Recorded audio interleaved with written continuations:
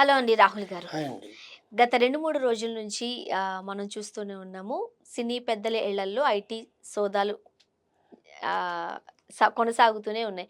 మొన్నటి వరకు ఏమనుకున్నారు, 'గేమ్ చేంజర్'కి సంబంధించి 'దిల్ రాజు' గారు ఒక పెద్ద ఫిగర్ అయితే ట్వీట్ చేసేసారు ఓన్‌గా.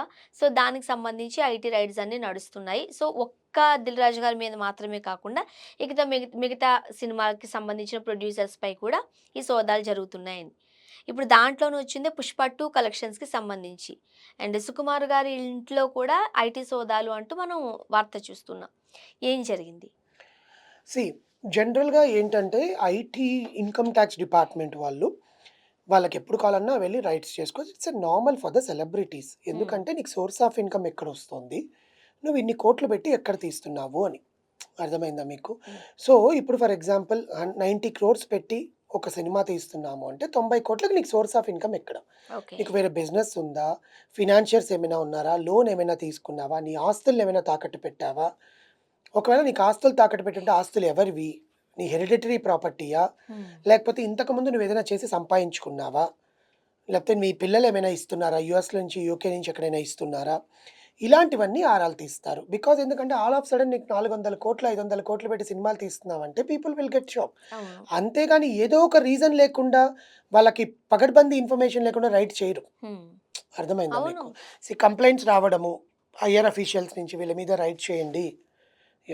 వీళ్ళు టాక్స్ కడుతున్నా కూడా. హ్మ్. దట్ టూ ఏంటంటే ఇప్పుడు డిసెంబర్, జనవరి, ఫిబ్రవరిలో ఏంటంటే టాక్స్ ఫైల్ జేస్తారు. అవును. ఈ ఫైల్ చేసే ముందు రైట్స్ చేయడం ఏంటి అంటే తప్పుడు టాక్స్ ఫైల్ చేయకుండా ఉండడానికి కూడా ఆస్కారం ఉంటది. ఫైల్ చేసిన వాళ్ళు ఫిజికల్ ఇయర్ మార్చ్ లోపల ఎండ్ అవుతది. ఏప్రిల్ నుంచి స్టార్ట్ అవుతది ఫిజికల్ ఇయర్. హ్మ్. అంటే financial year. So, March ending లోపల వీళ్ళు టాక్స్ అనేది ఫైల్ చేసుకొని టాక్స్ పే చేయాలి. రిటర్న్స్ జూన్‌లోనో, జూలైలోనో ఫైల్ చేసుకుంటారు ప్రతి ఒక్కరు. సో, ఫైల్ చేసే ముందు ఎటువంటివి అవకతవకలు జరగకుండా ఈ రైడ్ అనేది జరిగింది. ఇందులో మనం ఆశ్చర్యపోవాల్సిన విషయం లేదు. అంటే ఇక్కడ ఎలా అయిపోయిందంటే 'దిల్ రాజు' గారు తప్పుడు లెక్కలు చూపిచ్చారు. 186,00,00,000 పెట్టి చూపిచ్చారు అని చెప్పి, అందుకనే అసలు ఎందుకింత తప్పుడు లెక్కలు చూపిస్తున్నాడు? ఆయనకెందుకింత 400,00,00,000 ఎక్కడొచ్చాయి? ఎందుకంటే సంక్రాంతికి ముగ్గురు ఆయనే. హ్మ్. ఎందుకంటే 2 సినిమాలకి ప్రొడ్యూసరు, 'డాకు మహారాజ్‌కి' డిస్ట్రిబ్యూటరు. ఓకే. సో, ఇంత మూడిటికి ఆయనకంత డబ్బెక్కడి నుంచొచ్చిందని ఎవరైనా కంప్లెయింట్ చేసుంటారా అని అంటున్నారు. అంత తప్పుడు లెక్కలు చూపిచ్చాల్సిన అవసరం లేదు అని నేనంటాను. ఆయనకవసరం లేదది. హ్మ్. అంత అవసరం ఉంటే ఎప్పుడో చూపిచ్చొచ్చు కదా! ఇవి ఇప్పుడు పర్టిక్యులర్‌గా అంటే చూపిచ్చాల్సిన పనేంటి? మనం ప్రాక్టికల్‌గా మాట్లాడుకున్నట్లయితే మన చిన్నపాటి ఉద్యోగస్తులమే ఎవ్రీ ఇయర్ మనం ఐటీ రిటర్న్స్ యేసుకుంటాం. అవును. టీడీఎస్ ఉంటది. ఇవన్నీ ఉంటది. అప్పుడు మనం ఏం చేస్తాం మీరన్నట్టుగా డిసెంబర్ వరకు అవన్నీ పట్టుకొని జాన్ వరకు పెట్టుకుంటే మార్చ్ వరకు దాని కంప్లీట్ ఫైలింగ్ ఈ ప్రాసెస్ అంతా ఉంటది ఎవ్రీ ఇయర్. అవును. మీరన్నట్టుగా జూన్, జూలై, ఆగస్టులో మళ్ళీ మన అమౌంట్ మనకొస్తూ ఉంటది. అవును. ఇప్పుడు ఏదైనా ఇష్యూ ఉందనుకోండి మనం ఎవరితో మాట్లాడతాం? మనకు సంబంధించిన సీఏ ఎవరితోనో కొంచెం మాట్లాడుకొని దానికి తగ్గట్టు ఏం చేయాలి? ఎలా పెట్టుకోవాలి? ఇవన్నీ ఉంటాయి గదా! అవును. ఇప్పుడు అంత పెద్ద పెద్ద సినిమాలు తీస్తున్న వాళ్ళకి కంపల్సరీగా ఈ ఐటీకి సంబంధించిన ఒక టీమే ఉంటారు కదా! లీగల్ అడ్వైజర్ ఉంటారు కదా! వాళ్ళ త్రూ వచ్చి మాట్లాడాలు ఉంటాయి గానీ, డైరెక్ట్‌గా రైడ్స్ ఎందుకు జేస్తారు? నీ ఇంట్లో ఏదో అక్రమంగా ఉంటే దాన్ని పట్టుకెళ్ళిపోవడానికి కాకుండా. అక్రమంగా ఈయన డబ్బు సంపాదిస్తున్నాడు. అక్రమంగా వచ్చిన డబ్బుతోనే ఇతను సినిమాలు తీస్తున్నాడు. అతనికి బినామీలున్నారు. అతనికి యూఎస్ నుంచి, యూకే నుంచి మూకుమ్మడిగా డబ్బొస్తోంది సినిమాలు తీయమని అని ఎవరో ప్రచారం చేస్తున్నారు. అలాంటివి చేసే పనైతే ఇన్నాళ్ళు ఇండస్ట్రీలో నిలదొక్కుకోరెవ్వరు. ఇన్ని ఏళ్లగా ఫస్ట్ థింగ్. బినామీలున్నారు, సునామీలున్నారని చెప్పాల్సిన అవసరం లేదు. ఓకే. నిన్న కూడా ఇప్పుడు వెళ్లారండి. ఏమైనా దొరికిందా? హ్మ్. ఫైనల్ రిపోర్ట్ ఇంకా రాలేదు కదా! సరే వాళ్ళేమైనా భయపడిపోయి ఎళ్ళిపోయారా? కంగారు పడిపోయారా? ఇవన్నిటికి కారణం ఏంటంటే, 'పుష్ప 2' కలెక్షన్స్ మీద పడిందిక్కడ. ఎందుకంటే అన్నిటికన్నా ముందు రిలీజ్ అయింది డిసెంబర్ 4 తారీఖు 'పుష్ప.' అవును. ఆ సినిమా రిలీజ్ అయిన తర్వాత ఇప్పటికి 1850,00,00,000 కలెక్షను ప్లస్ 500,00,00,000 దాచిపెట్టారు. అంటే కలెక్షన్స్ చూపించకుండా పెట్టుకున్నారు అని. ఎందుకు చూపించకుండా పెట్టుకున్నారని నిన్న టాక్ వచ్చిందంటే 1,815,00,00,000 వసూలుతో వచ్చింది. 500,00,00,000 ఇన్వెస్ట్‌మెంట్‌లు ఓవర్‌సీస్ నుంచి వచ్చి సినిమాలో పెట్టుబడది. రూ. 5 వడ్డీకో, రూ. 10 వడ్డీకో వీళ్ళు తెచ్చుకున్న పెట్టుబడులవి. హ్మ్. అది కలెక్షన్స్ కింద ఎట్లా చూపిస్తారు? ఆయనకొచ్చినా కూడా కలెక్షన్స్ కింద చూపిచ్చారు కదా! అవును. అలాంటి దాన్ని ఇప్పుడు 'పుష్ప 2'కి క్లీన్ చిట్ ఇచ్చారు. వచ్చిన వసూళ్ళే క్లియర్‌గా చూపిచ్చేశారు. నవీన్ గారు, రవిశంకర్ గారు. హ్మ్. సుకుమార్ ఇంట్లో కూడా సోదాలు చేశారని మాట్లాడుతున్నారు. సుకుమార్‌కెందుకు షాక్ ఉంటది? సుకుమార్ గారు దాంట్లో ఒక 20% ఇన్వెస్ట్‌మెంట్ చేశారా? 30% ఇన్వెస్ట్‌మెంట్ చేశారా? అనేది ఒక అగ్రీమెంట్ మీద ఉంటది. సినిమాలో మేము ఇంత ఇన్వెస్ట్ చేస్తామండి. మాకింత ఇవ్వండి అని ఒకవేళ నిజంగా ఆయన ఇన్వెస్ట్ చేసుంటే సుకుమార్ రైటింగ్స్ అనే బ్యానర్ ఉంది కదా ఆయనకి. అవును. దాని మీద ఏమైనా ఇన్వెస్ట్ చేస్తుంటే ఆయన బ్యానర్ వేసుకోవాలిగా. 20% డబ్బులు పెట్టినప్పుడు బ్యానర్ వేసుకోరా ప్రొడ్యూసర్లు? వేసుకోరు. వేసుకోవాలి. అదే కానీ చెప్తున్నా. సినిమా అంతా ఉమ్మడిగా కలిసి చేసుకొని యాజ్ ఎ టీమ్ వర్క్‌గా చేసుకున్నప్పుడు ఐటీ రైట్స్‌లో వీళ్ళు తప్పులు చేయకుండా ఉన్నారు కాబట్టి క్లీన్ చిట్‌తో బయటకొచ్చింది 'పుష్ప 2' ఇప్పుడు. Hmm. 1850 is the correct collections. 500 crores దాచిపెట్టారని మాట్లాడుతున్నారు. దాచిపెట్టింది కాదురా బాబు, అది పెట్టుబడి. హ్మ్. ఇన్వెస్ట్‌మెంట్ మేము వడ్డీకి తీసుకున్నాము. అది నాకు కలెక్షన్స్ రూపంలో రాలా. నేను కలెక్షన్స్ రూపంలో వస్తే నేను 2350 కోట్లని పెడతాను 500 యాడ్ చేసి. అప్పుడు నాకు డంగల్ క్రాస్ అయిపోతుంది. డంగల్ 2070 అంటే ఇప్పుడు వీళ్ళు చూపించే అమౌంట్‌కి, వీళ్ళు పే చేస్తున్న రిటర్న్స్‌కి సంబంధం ఉండట్లేదేమో! అట్లెట్లా ఉంటదండి? అట్లా ఉండకపోతే ఇన్‌కమ్ టాక్స్ ఎప్పుడో వీళ్ళని బ్యాన్ చేస్తదిగా. అందుకే వీళ్ళు అన్ని వచ్చారుగా ఇప్పుడు. GST no, no, no, no. వీళ్ళు జీఎస్టీ అంటే సెపరేట్ అండి మళ్ళీ. హ్మ్. వీళ్ళు టాక్స్ కరెక్ట్‌గా పే చేయకపోతే ఎప్పుడైనా సరే కంపెనీ వచ్చి సీజ్ చేస్తది. ఇన్ని కోట్లలో అండి. ఇప్పుడు కొన్ని కోట్లకి టాక్స్ అంటే ఆబ్వియస్‌లీ అది కూడా కోట్లోనే ఉంటదిగా. ఇప్పుడు 100 కోట్లకి కనీసం రూ. 1,00,00,000 టాక్స్ కట్టరా? అవును.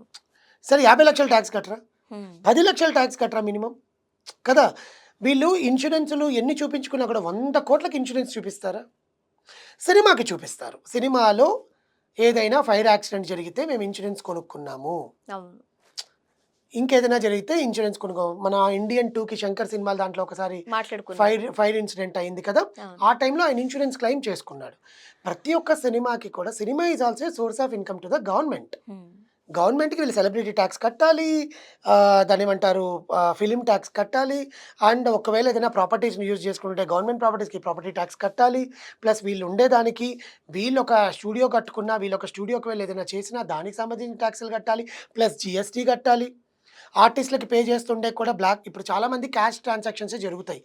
ఎందుకు క్యాష్ ట్రాన్సాక్షన్స్ జరుగుతాయంటే డైలీ వేజెస్‌లో క్యాష్ డైలీ వేజెస్ జూనియర్ ఆర్టిస్ట్‌లకి గానీ, ఫుడ్‌కి కానీ, క్యారవాన్‌లకి కానీ అన్నీ క్యాష్‌లో ఇవ్వాలి.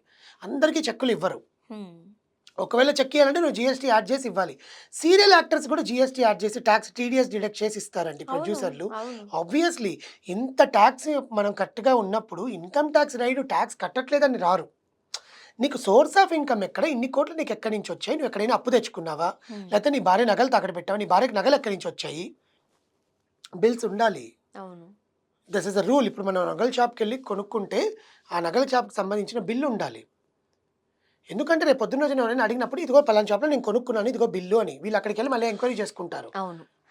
చాలామంది ఏదైనా గోల్డ్ కొన్నా, ఏదైనా వస్తువు కొన్నా బిల్స్ అన్నీ ఎక్కడైనా పడేస్తుంటారు. No, no, it is very wrong. Bills అన్నీ ప్రతి ఒక్కటి మనం బిల్ చేసి పెట్టుకోవాలి. అవును. లేకపోతే మనకి అర్థం ఇబ్బంది. కాదు. అవును. ఇప్పుడు మనకు ఒక రూ. 1,00,000 వచ్చింది. రూ. 1,00,000 ఎటుపోయిందని మనం ఒకసారి చూసుకుంటే ఈ మధ్య బ్యాంక్ స్టేట్మెంట్‌లు చూసుకుంటున్నాం. బ్యాంక్ స్టేట్మెంట్‌లు చూసుకున్నోళ్ళు ఏం చేస్తారు? హ్మ్. దీనికి ఖర్చు పెట్టామా? దీనికి ఖర్చు పెట్టామా? దీనికి ఖర్చు పెట్టామా? అని చూస్తారు. ఆ రూ. 1,00,000 నాకు ఎక్కడికొచ్చింది? నేను ఉద్యోగం చేశాను కాబట్టి నాకొచ్చింది. ఇప్పుడు సేమ్ రవిశంకర్ గారికి, నవీన్ గారికి, మైత్రి మూవీ మేకర్స్ వాళ్ళకి అంత కోట్లు ఎక్కడి నుంచి వచ్చింది? ఇన్ని కోట్లు పెట్టి సినిమా తీశారు కదా! ఎక్కడి హ్మ్. నుంచి వచ్చింది? ఆ సోర్స్ ఆఫ్ ఇన్‌కమ్ ఏంటనేది ఇన్‌కమ్ టాక్స్ వాళ్ళు అడిగారు. నిన్న హన్సిక రెడ్డి వాళ్ళ పాపని, దిల్ రాజు గారు వాళ్ళ పాపని బ్యాంకుకి తీసుకొని లాకర్‌లో ఓపెన్ చేయమన్నారంట. ఆమె స్టేట్మెంట్ ఇచ్చింది. లాకర్‌లో ఓపెన్ చేశామండి. ఇవంతా క్లీన్ చిట్ అని చెప్పారు. This is a normal raid. Why it is creating negativity? వాళ్ళేదో తప్పులు చేసి దొరికిపోయారురా! వాళ్ళు దొంగ దొరికిపోయాడురా!